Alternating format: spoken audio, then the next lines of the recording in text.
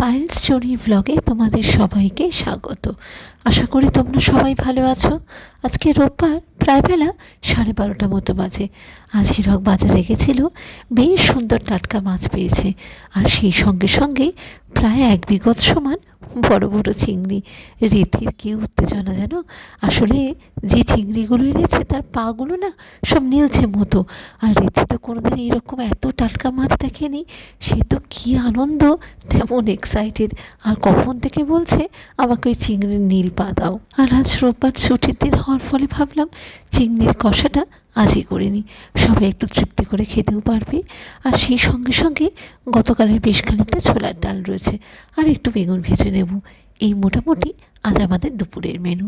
রাত্রিবেলার জন্য অবশ্য ওই খানিকটা আলুর দম রয়েছে, আর সেই সঙ্গে একটু লুচি বা পরোটা গরম গরম ভেজে নেব। সর্ষের তেলের মধ্যে সামান্য একটু নুন দিয়ে আলুগুলোকে ভেজে নিয়েছি। তবে একটা জিনিস খেয়াল করো, এই রান্নায় কিন্তু আলুগুলো একটু ডুমো সাইজের বড় করে কাটতে হবে। আর একটু সর্ষের তেল দিয়ে তার মধ্যে ক্রাশ করা গোটা গরম মশলা খুব সামান্য, আর সেই সঙ্গে বেশ খানিকটা সাদা জিরে ফোড়ন দিয়ে পেঁয়াজ বাটা আর টমেটো বাটা দিয়ে দিলাম। আর এক এক করে আমাদের যে রোজকার মশলাপাতি, এই দেখেছো হাতে হাতে রীতিও কাজ করতে চলে এসছে।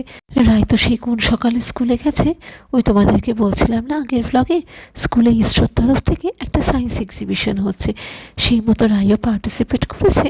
ও অবশ্য রয়েছে হসপিটালিটি টিমে। সেই মতো এখন 4-5 দিন ভারী ব্যস্ততা। আর রীতি সকাল থেকে উঠে কী যে বোরিং লাগছে।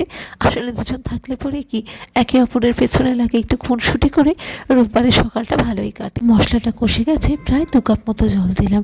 দেখেছো, একটা কথা বলতেই ভুলে গেছি, এই রান্নাটায় আমি কিন্তু রসুন দিই না, তার বদলে বেশ খানিকটা আদা বাটা দিই। আর তারপরে আমাদের যে রোজকার মশলা, হলুদ গুঁড়ো, একটু বেশি পরিমাণে লঙ্কার গুঁড়ো, সামান্য একটুখানি ধনে জিরে গুঁড়ো, আর সেই সঙ্গে আন্দাজ মতো নুন আর চিনি তো আছেই। তবে এই রান্নাটা কিন্তু পুরোপুরি আমার শাশুড়ি মার থেকেই শেখা। মা এত সুন্দর রান্না করে না, সত্যি কথা বলতে গেলে পরে মোটামুটি যেটুকু যা দেখো সবই কিন্তু হয় আমার শাশুড়ি মা, না হলে মার কাছ থেকেই শিখেছি। তবে ইদানিংকালে জি বাংলায় যে রান্নাঘর অনুষ্ঠানটি হয়, ওটাও বেশ মনোযোগ সহকারে দেখি। মোটামুটি তো মনে হচ্ছে হয়ে গেছে, একটু চেখে দেখি। নুনটা সামান্য একটু কম মনে হলো যেন, সে মতো আর একটু দিয়ে দিলাম। একদম পারফেক্ট। আমার রান্নায় চিনি দেওয়া দেখে তোমরা মাঝে মাঝে জিজ্ঞেস করো আমি বাঙাল না ঘটি। আমরা দুইবারই পুরোপুরি বাঙাল। রীতিকে আজ সকাল সকাল কাজে বসিয়েছি। হ্যাঁ, ঠিক করছো, ভেরি গুড।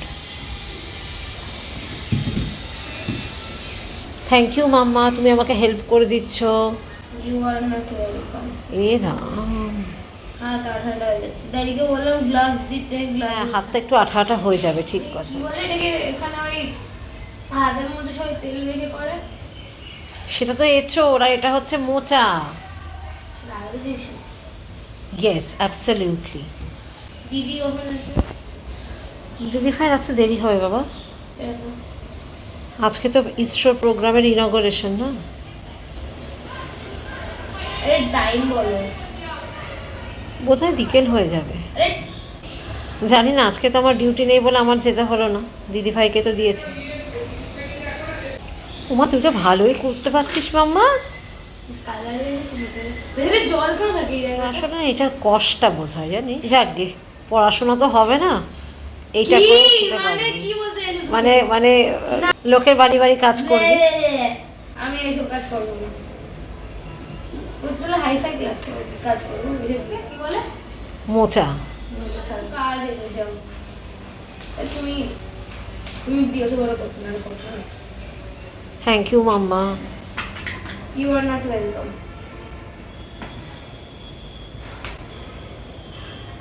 চিংড়ি মাছ। হ্যাঁ, আমাকে ঠ্যাংগুলো দিও না, সেখানে এখন আছে ভুলে গেছি। ঠিক আছে, তাড়াতাড়ি কর বাবা। এটাও দেবে না, আজকে এটা করবো না, তো কেন সরাচ্ছ? কাজটা এগিয়ে রাখি। কালকে করলে ভালো হতো, কালকে আমি তাই থাকতে হবে বাড়িতে। শোন মাম্মা, ঠিক আছে তুই কর, হেল্প লাগলে বলিস বাবা। এ দেখো, এক জায়গায় পিঙ্ক, একটা জায়গায় হোয়াইট। গ্যাসটা একটু স্লো করে দিয়েছিলাম কিছুক্ষণের জন্য, তাহলে কি ঝোলটা একটু ভালো করে ফুটলে পরে খানিকটা ঘন গাঢ়ও হবে। মিমু, এই মিমু, এই মিমু, তোর ফেভারিট, এই দেখ তো কেমন হয়েছে। আমাকে ঠ্যাংটা দাও। সেটা তো ভাত খাওয়ার সময় দেবে, এটা দেখ না দারুণ হয়েছে খেতে। গরম? I guess so. একটু পুড়িয়ে দাও। এই তো হাওয়াতে ঠান্ডা হয়ে যাবে, খা না। ভালো হয়েছে। ভালো হয়েছে? সত্যি করে বল। সত্যি করে বলতে ঠ্যাংটা দিলে আরো ভালো হতো। পাটা দিলে, পাটা। সেটা ভাত খাওয়ার সময় তোকে দেবো। না আমাকে একটা দাও, এতগুলো তো আছে ওখানে। Blue leg. হ্যাঁ ব্লু লেগ। ঠিক আছে, তুই আজকে যে কাজ করলি তুই দিন মজুরি পাবি। কি? দিন মজুরি মানে What do you wages, mean? আচ্ছা। মানে ওয়েজেস। তোকে দিন মজুরি দেবো আজকে হচ্ছে 1 আমার টাকা। চাই। 1 টাকা, 1 টাকা। এই 1 টাকা তুমি রাখো ভাই। কেন রে ভাই? তোমার কাছে যদি 1 টাকা থাকে আমার কাছে অনেক বেশি আছে ওটার থেকে। তোর কাছে ওখানে কত টাকা আছে রে? কত টাকা জমিয়েছিস? আরে আছে বলতে নেই। মিমু, টাকার ব্যাগটা কিন্তু এদিক ওদিক নিয়ে যেও না। বলতে নেই। তাহলে কি পাস না ফেল করলাম রে কিসে? এ রান্নায়? যদি ঠ্যাংটা ব্লু লেগটা দাও তাহলে পাস, নালে ফেল। ও বাবা, ওই 1 টাকাই ঠিক আছে, থাক। ওই 1 টাকাই তো দিন মজুরি না আছে। না ভাই, না দিদি ভাইকে ফোন করলে? দিদি ভাইকে ফোন করিনি, অন্য একজন টিচারকে ফোন করে জিজ্ঞেস করলাম ওয়্যার অ্যাবাউটস। ওরা সব 4টের সময় ফ্রি হবে। এর ফাইনালটা হচ্ছে না রিহার্সালটা হচ্ছে? আজকে সায়েন্টিস্টরা সব ইসরো থেকে এসছে, সব সেট আপ আরে হয়ে এটা গেছে। ফাইনাল নাকি রিহার্সাল? মানে ফাইনালের প্রসেস শুরু হয়ে গেছে, মানে কাউন্টডাউন হ্যাজ স্টার্টেড। একটু উড়ে গেল কোথাও, তুমি আমার বিয়ে করলে। ধরে নিয়ে আয় যা। আরে কি একটা উড়ে গেল यार। এই ড্যাডি মা সব উড়িয়ে দিয়েছে, তুমি একটু দেখে নিও।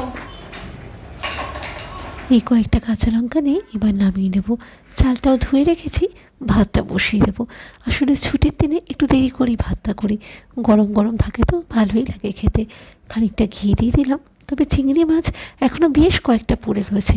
এরকম বড় নয় যদিও বা, ওই বাকিগুলো দিয়ে ভাবছি চিংড়ি মাছের মালাইকারি করে দেবো। তোমরা কিন্তু অবশ্যই জানিও আজকের রেসিপিটা তোমাদের কেমন লাগলো।